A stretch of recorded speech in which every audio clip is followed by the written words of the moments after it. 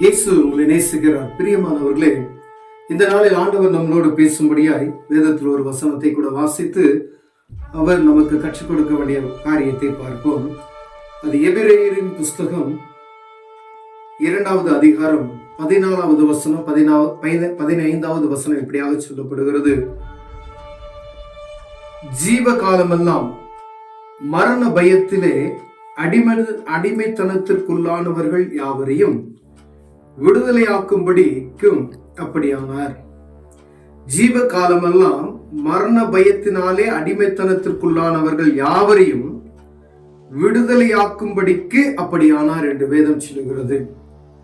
ஜீவ காலமெல்லாம் பாருங்க, சிலருக்கு மரண பயம் என்பது எப்பயுமே எதை பார்த்து ஒரு சின்ன வியாதி அப்படின்னு சொல்லிட்டாங்கன்னா என்ன செய்யணும், அவங்களுக்கு ஒரு மரண பயம்.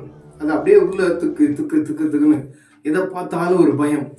ஒரு சிலருக்கு வேற யாருக்காவது ஒரு வியாதி இருக்கும், அவங்கள பார்க்க போயிருப்பாங்க, அவங்களுக்கு ஒரு வியாதி என்று சொல்லி இருப்பாங்க, அது இவங்களுக்கு என்ன செய்யும், திக்குது, இது நமக்கு வந்துருமோ அப்படின்னு. இதுதான் மரண பயம், தேவையற்ற ஒரு காரியம். இந்த மரண பயம் யாரால் வருகிறதுனா பிசாசானவன் கொண்டு வருகிறது. பிரியமானவர்களே, இந்த மரண பயத்தை மனிதருக்குள்ளாய் விதைத்து அவர்களை ஒன்றும் இல்லாமல் அவர்களை மட்டுப்படுத்துவதற்காக பிசாசு செய்கிற காரியங்கள்.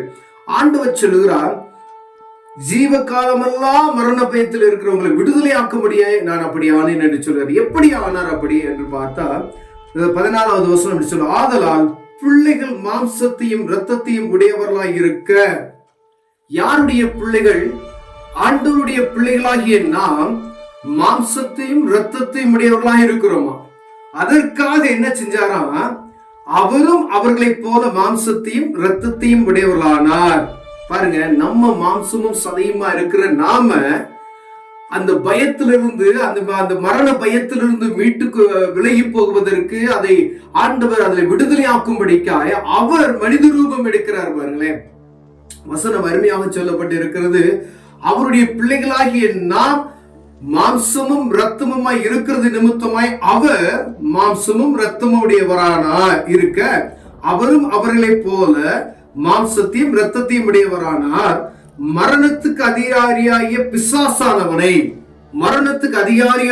பிசாசானவனை பாருங்க, அவனை தமது மரணத்தினாலே அழிக்கும்படிக்கு அப்படி ஆனாராம்.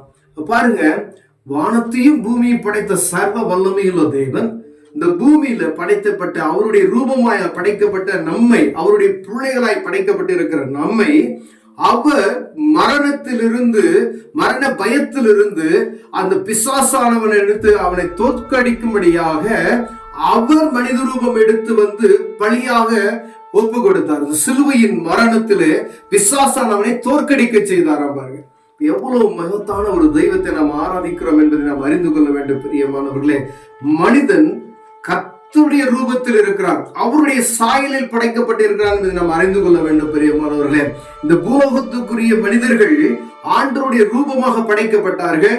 அவர் நாம் மாம்சமும் சதையுமாய் இருக்கிறது நிமித்தமாய் ஆண்டவர் என்ன செய்றாராம், அவருக்கு சொந்த குமாரனா இயேசு கிறிஸ்துவை மாம்சமும் சதையுமாகிய இந்த குமாரனை அனுப்பி அந்த பிசாசானவனை தோற்கடிக்கும்படி, அந்த மரணத்தின் சாயலா இருக்கிறது அவனை பாருங்க, அந்த வசனம் எல்லாம் சொல்லுது பாருங்க, மரணத்துக்கு அதிகாரியாகிய அப்படின்னு சொல்லப்படுகிறது. அவர் மரணத்துக்கு அதிகாரி பிசாசு தான். ஆண்டவர் அவனை தோற்கடிக்கும்படியாய் மனித ரூபம் எடுத்து சிலுவையில் என்ன செஞ்சாரு, வெற்றி சிறந்தார். பிரியமானவர்களே, ஆண்டவர் சர்வ வல்லமையுள்ள தேவன். ஒருவேளை எப்படி ஏதாவது ஒரு பயத்துல நீங்க மாடிக்கொண்டு இருக்கலாம், ஏதோ ஒரு மரண பயம் உங்களை சூழ்ந்திருக்கலாம், ஏதோ ஒரு காரியம் சூழ்ந்திருக்கலாம். பிரியமானவர்களே, இந்த ஆண்டவராய் இயேசு கிறிஸ்துவை நீங்க நோக்கி பார்க்கும் பொழுது ஆண்டவர் உங்களுக்கு விடுதலை கொடுக்க வல்லமையுள்ளவராய் இருக்கிறார். ஏனென்றால் அவர் நம்மை மீட்கும்படியா அதை ஜெயித்தார் என்பதை நாம் முதல்ல புரிந்து கொள்ள வேண்டும். இயேசு எனக்காக சிலுவையில அந்த பிசாசானவனை தோற்கடித்தார் என்ற எண்ணம் உங்களுக்குள் வரும் பொழுது இந்த மரண பயம் என்ன செய்யும், உங்களை விட்டு போய்விடும். பிரியமான, அதை நீங்க அறிந்து கொள்ளணும். முதல் இயேசு கிறிஸ்து எனக்காக சிலுவையில பிசாசானவனை தோற்கடித்தான்ற அந்த உறுதி உங்களுக்குள் வருமாயில் அந்த மரண பயம் உங்களை விட்டு உடனே ரிலீஃப் ஆகும். மரண பயத்துல இருக்கிற எப்படிப்பட்டதா இந்த வியாதி கட்டில இருக்கக்கூடிய மரண பயத்துல இருக்கிறீங்களா, இயேசுவை நோக்கி பாருங்க. அவர் உங்களுக்காய் சிந்தனப்பட்ட ரத்தம், அவர் உங்களுக்காய் சிந்தப்பட்ட பிசாசானவனை தோற்கடித்திருக்கிறார் என்ற எண்ணத்தை உங்களுக்குள் வாய்க்கும் பொழுது ஆண்டவர் உங்கள் மரண பயத்தை எடுத்து போடுவார். உங்களை பயன்படுத்துகிற பொல்லாதவன் உங்களை விட்டு விலகி போவான். பிரியமானவர்களை, கண்களை மூடுவோம். அன்பின் தகப்பனே, அருமையான இருபு விளைக்காக நாங்கள் நன்றியோடுமை துதிக்கிறையா. ஆண்டவரே, மரணத்துக்கு அதிபதியான பிசாசானவனை சிலுவையில் நீ தோற்கடித்தீர் என்பதை நாங்கள் அறிந்து கொள்ளும்படியாய், அதை உணர்ந்து கொள்ளும்படியாய், இந்த மரண பயத்தை உண்டாக்குகிற பொல்லாத ஆவியை ஜெயித்தீர் என்பதை நாங்கள் அறிந்து நோக்கி பார்க்கிற இருதயத்தை தாங்க. இயேசுவின் நாமத்தில் பிதாவே, ஆமென்.